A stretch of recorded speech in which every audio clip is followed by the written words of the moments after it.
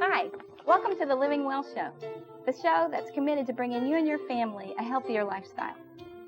Today, our topic is parenting, one we as parents all struggle with. How do we discipline our children? What's the best way? I know we all struggle with that, and today we have an expert in the field of child and adolescent counseling. His name is Danny Hart. Thanks, Danny, for coming. Glad to be here. Danny, how long have you been counseling? You said 17 years? 17 years, and I'm still not crazy yet. You've been in many different fields, though, right? Some with children, some with even criminals. Is that right? Started off working with children, and worked up to adolescents and then adults, and I've done some work with the criminal population, sexual abusers, and things like that. Wow. So it sounds like he knows what he's talking about. Danny, in your opinion, what is the most effective way to discipline your child, would you consider? Well, it really just depends on the age of the child and whatever is specifically going on with your children.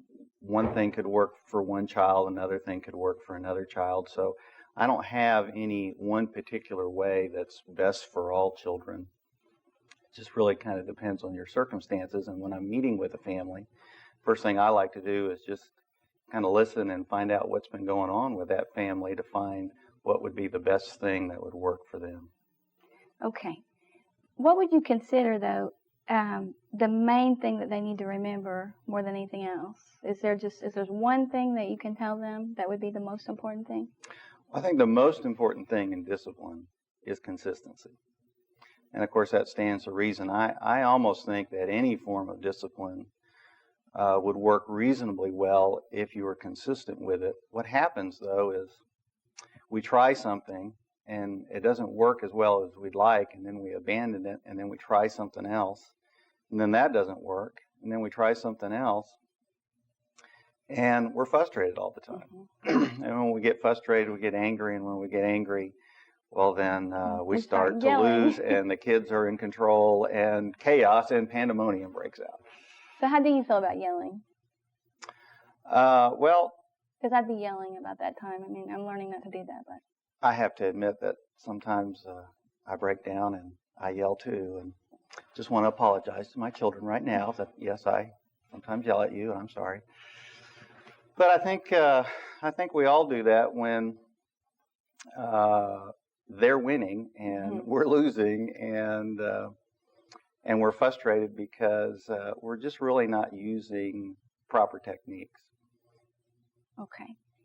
The consistency you talk about, what would that look like for a parent to be consistent? Would that mean once they say something to always stick with that? What do you mean exactly?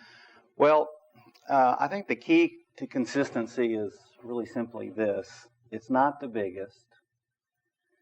It's not the smartest. It's not even the strongest that wins. It's the person that lasts the longest. And if we can just get the idea into our heads and stick with it, that we have more stick-to-it power than our kids do, then we will win those battles of who's in control. And when we start winning, then we start feeling good. Mm-hmm. And when they start to test us, instead of getting angry, we can just smile and sit back and relax, knowing that I can outlast you. And a lot of it is just us having that attitude that we're going to win and that they're not going to. And then it's a little bit easier to be consistent, because when it works, then it's easier to stay with it. When you say outlast, does that mean not give in? Is that what you mean? It means not give in. It's a normal for a child to test limits. That's what they're supposed to do. They're children. And just like it is for adults. For example, speeding. I don't do that. And I rarely do too. But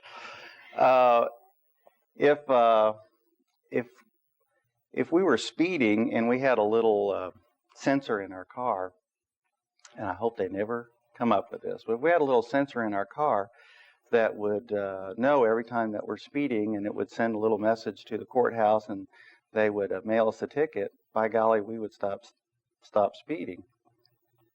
Because every time that we were speeding, we would consistently get a ticket, and we would give it up. But because we don't consistently get tickets every time we speed, we test the limits. And children do the same thing. They test to see what they can get away with. They're supposed to. They're children. And it's our job to not yell at them. I mean, how would you feel if a police officer pulled you over and said, "Now, how many times do I have to tell you not to speed?" Instead, they're very courteous, very polite, most of the time. And they say, "Yes, sir," and "Yes, ma'am," while they're writing out this ticket, and "Have a nice day." Yeah, they're always very nice. And then as a result of that, we get to go down and pay the ticket and take care of things. And we learned, at least on that street, we better be more careful. Mm-hmm. What would you say to a parent, though, that says, the only time my child really listens is when I yell at them? Well, I think the reason that we yell in the first place is because we feel like they're not listening. Mm-hmm. So we turn up the volume a little bit in hopes that they're able to get through to us. But I think the problem is when we start yelling in order to get their attention, then they don't listen to us when we're in our calm mode. Because they know we're not serious. Because they know that we're not going to write them a ticket. So it's kind of like a police officer just whistling at us as we drive by. Until those red lights go on, we're not really worried about being in trouble yet. And so the same thing, when we resort to yelling in order to get our child's attention that we mean business, then we're teaching him not to listen to us when we're just in that calmer state. Which, wouldn't it be great if we could just sit back and say, I want you to do this, or I want you to stop doing this, and they would listen to us? Then we'd feel good as parents. How do you do that, though? Because you say be consistent and not to give in and outlast your children. So you're being consistent and you're not giving in, but they are just refusing, or throwing a temper tantrum, or refusing to stay in timeout. They just keep on. What changes that dynamic if they're fighting and you're waiting and you're not giving in and you're being consistent and you're not yelling yet? What makes the difference? Is it the timeouts? I mean, what's the other strategy? Well, I brought today a strategy that works pretty well with kindergarten or pre-kindergarten up to about 6th grade. First, I'd like to say that this doesn't work for every child, but it works for most children. And again, it's not the method that makes a difference. It's the consistency that makes the biggest difference. Our goal in healthy discipline is to teach healthy self-discipline. Mm-hmm. So if we can teach the child to discipline and control themselves, then we've made our job a lot easier. When we're yelling at a child and when we're battling with them, then we're having to do their work. And so I've come up with a plan that I guess is really based on a proverb of train up a child in the way he should go, and when he is old, he will not depart from it. That comes out of the best-selling book of all time, the Bible. So I think that's a good one to start off with. And I call it stair-step discipline. And the reason that I call it stair-step discipline is simply because as the child tests our authority, we work up a little bit farther to a higher form of consequence. Because a lot of times what happens is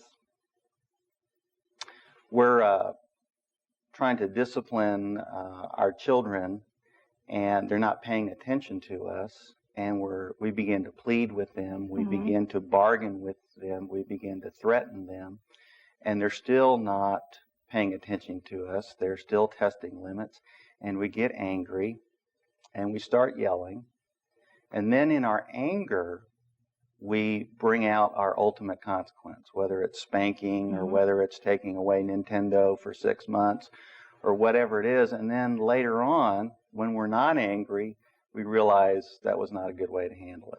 And it also kind of depends on how mad we get in that yelling. That determines the discipline. It's not what they do wrong that determines the consequence or the discipline. It's how upset we are at the time and how upset they've got us.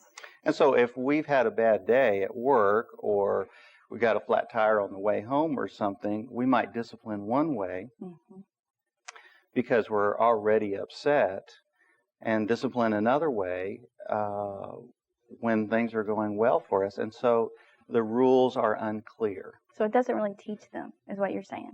Well, and we, as adults, we wouldn't want to be treated by a boss or a police officer or anyone in authority with us because they were having a good day or a bad day. Even though that happens, we don't like it, and it's not effective for us. And so we need a consistent method that is very clear to the children. Even young children can respond to it if we're consistent enough with it.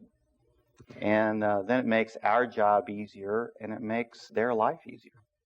You know, it's funny you made the comparison with the speeding with policemen. I do know one thing I would never do to a policeman would be to yell at the policeman, because it's very consistent, you go to jail or something along that line.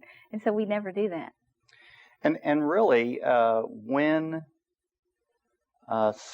someone is consistent in their authority and they treat us with respect, and we know what the rules are, then we tend to respond well back to them. And children respond better to a parent who has authority and is consistent with their authority, rather than one who's inconsistent and who's trying to love them into good behavior, who's trying to talk them into good behavior. So the more consistent we are, the easier it makes it for them.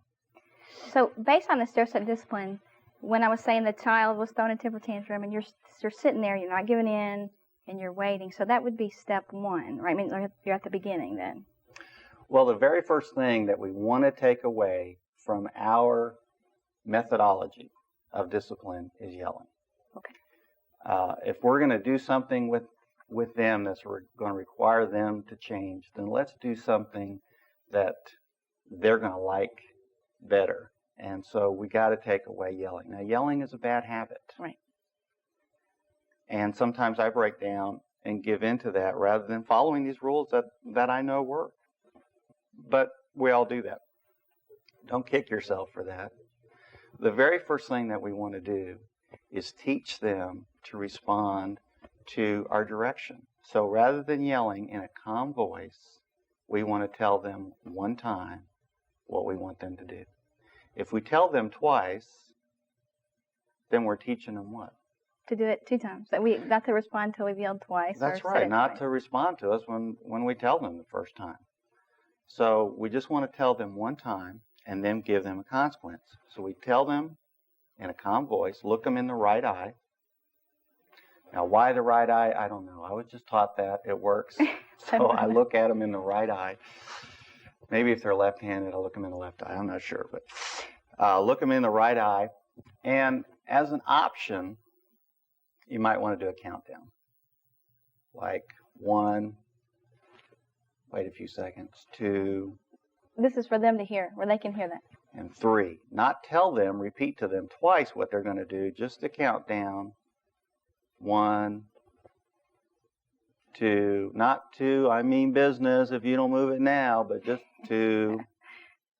And then on 3, take action.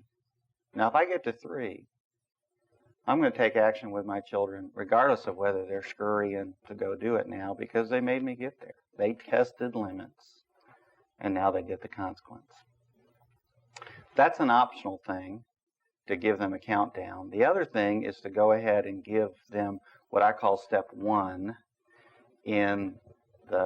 now we've gone from you've asked them to do it, they did not respond, and so now we're moving up to the very first step of the consequence, and that's what I call a personal timeout. A personal timeout? A personal timeout would, or I like to give it a name. So if we're talking with little Johnny, then you're going to take a Johnny timeout. And so a Johnny timeout would be this, or a personal timeout would be this. You need to leave the room that we're in, that you've gotten in trouble in, and you need to stay gone for a few minutes. And that's your timeout.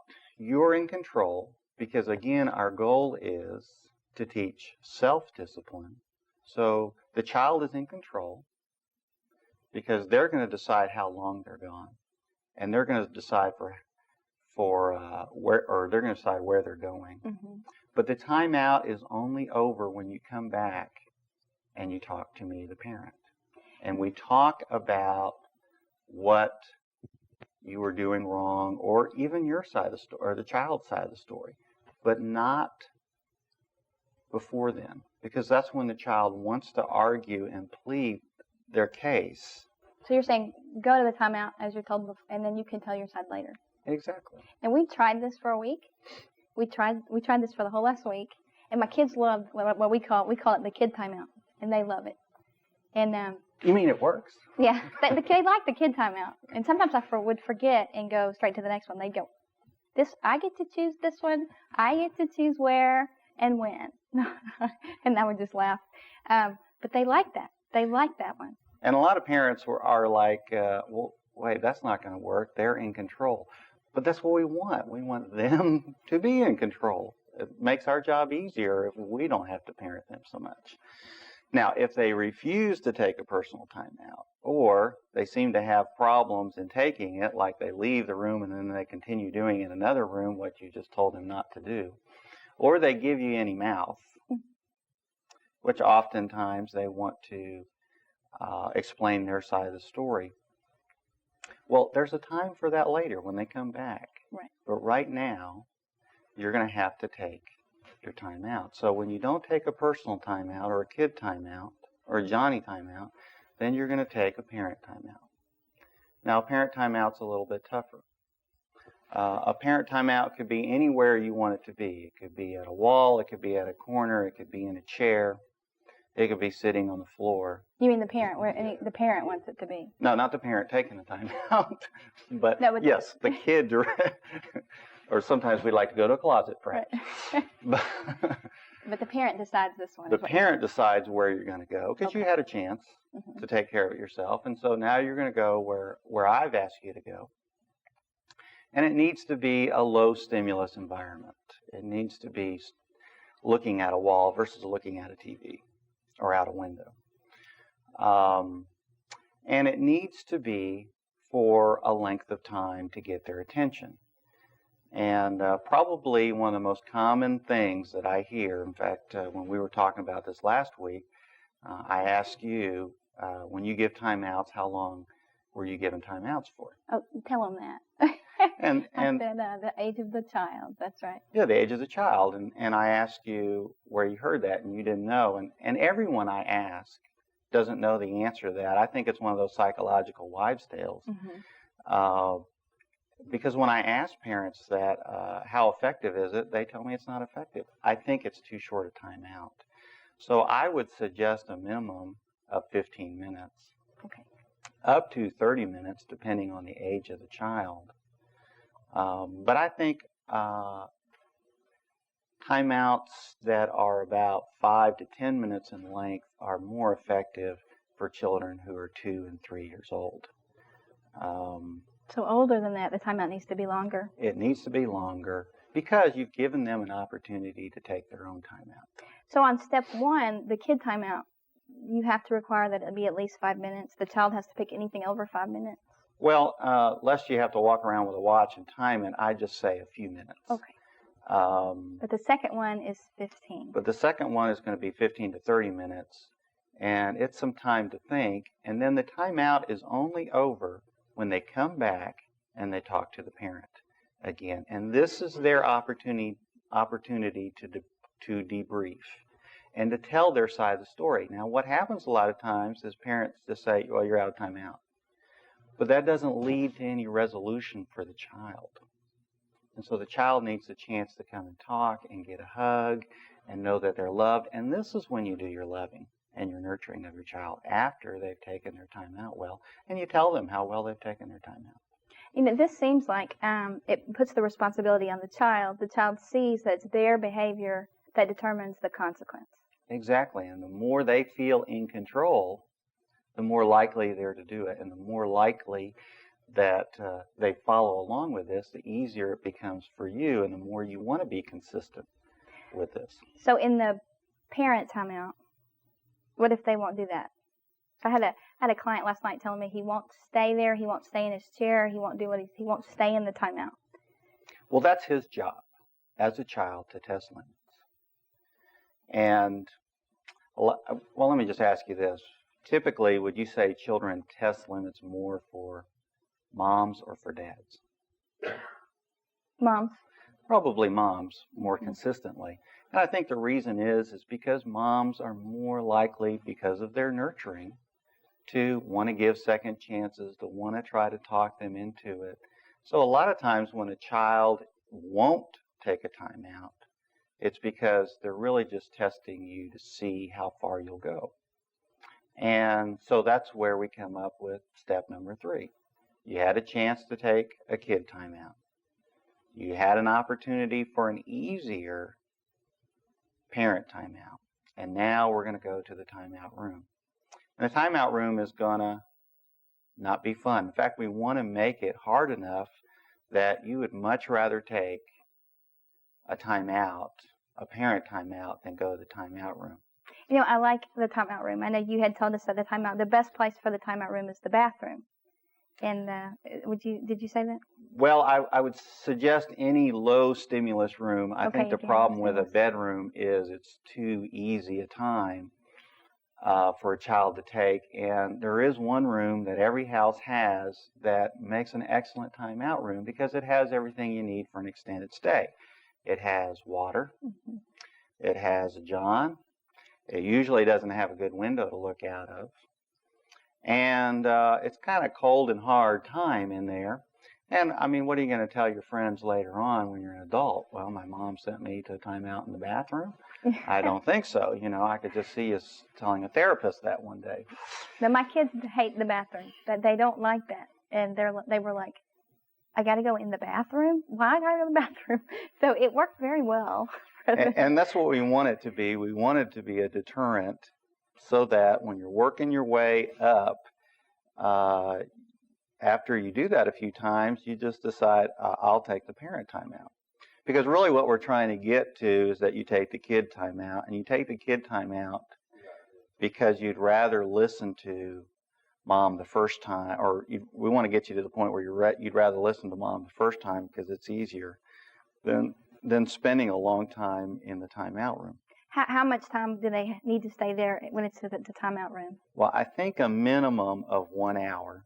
And, of course, it depends on the child. A 4-year-old taking a 1-hour timeout in a timeout room or a 5-year-old is probably sufficient to get their attention. Whereas for a 9 or a 10 or 11-year-old, it might take 3 or 4 hours in there before they calm down enough to realize that you're the parent and that you're in charge and that you're going to win. Okay. So they're in the timeout room and they're supposed to stay there, let's say 1 hour, and they take the toilet paper. Not that my kids did this, of course. They pull the toilet paper off. They make a mess of the bathroom. They scream and yell and all that. So what that tells me is that the child wants for you to come in and give them some attention. What we don't want to do is give them the kind of attention that they're used to, which is us yelling and throwing a fit, because then they get a reward in that. And the reward is, I'm making you suffer too. And I'm going to teach you not to put me in this timeout room. I'm going to make it miserable for you. I think we all know what that feels like. Yes. And so what we want to do is we want to walk in there relaxed and say, well, I see you want my attention. So every time I come in here, you're going to get a spanking. Just one, the first time. So when you say one, you mean like one swat? One swat. And the second time I come in, you're going to get 2 swats. And the third time I come in, you're going to get 3. And I tell my parents that are doing this, if your kids get up to 7, you probably better give me a phone call because there's something wrong with their ability to learn here. When you say, would that be like maybe a chemical imbalance or? Yeah, there are some children who really want to be good, but just like adults, some people have chemical imbalances.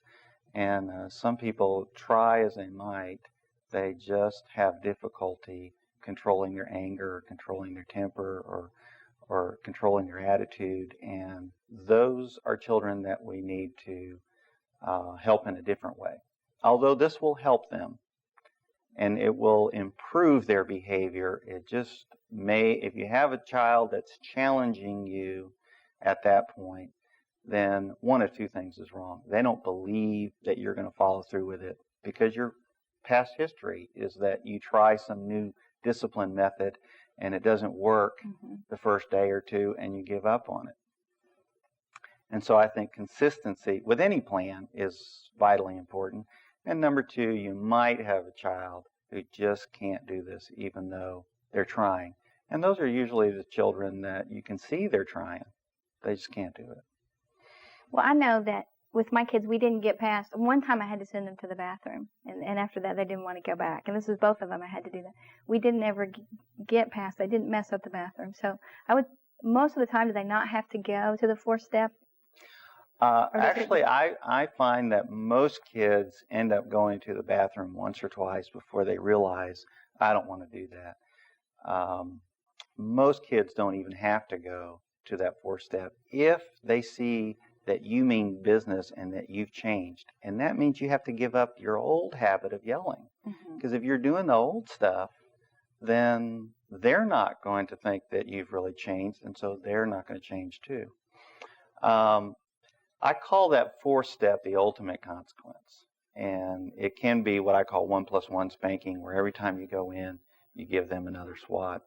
And I don't think you're going to get in trouble with anybody if you're calmly going down into the bathroom after you've given them these other consequences and they've refused that, and you're giving them 1 spanking, and then the next time you're coming in and giving them 2 spankings. That's obviously a sign that you're in control. And the kind of spankings that are unhealthy is when you're angry and you're out of control. Right. We don't want to hurt the child. That's right. And another ultimate consequence for parents who prefer not to spank, or sometimes the children are just too old that spanking really does the trick, is I like to have them write an essay. And it might be a paragraph for someone in 2nd grade. It might be 3 pages for someone in 5th grade or 6th grade. But what's the essay about? Well, the essay is about whatever you got in trouble for. So I asked you to turn off the TV and go to bed. You didn't take the kid time out. You were mouthy on the parent time out. You made a lot of noise, slammed the door going into the bathroom to take the bathroom time out. So they're writing an essay about what they did wrong. And so you're going to write an essay, and you're going to be in there until you finish the essay. Or late at night, maybe you need to come home tomorrow and go to the bathroom there at that point, and your timeout will be over when you finish writing this essay. And you're going to write and tell me why you did it and what you learned from it. Okay. And then I'll be willing to hear whatever you have to say. But it's amazing how short the argument becomes when they have to write it down. I bet. Well, I appreciated learning about it. I know for our family, about 4 years ago, we started being consistent. And we found it hard to be consistent, especially for me, because I had such a habit of giving in. And so the more I learned to be consistent, the better my children started behaving. And so for us, consistency has really changed the family dynamics completely. And I feel like we're very respectful of our children, and they respect what we say so much better. And they enjoyed the system, but again, they didn't like the bathroom. And so thank you for sharing your unique system of disciplining with us and explaining it so well. I was glad to be here. Do you have any other books that you can suggest for other kinds of discipline or things that work well that people could go to read about? I've read hundreds of books on parenting, and I don't think I've ever read a book that I didn't get some new idea out of. But probably my 3 favorites would be Lee Cantor's Assertive Discipline for Parents. Mm-hmm. And I like that because it's a short, about 120 pages.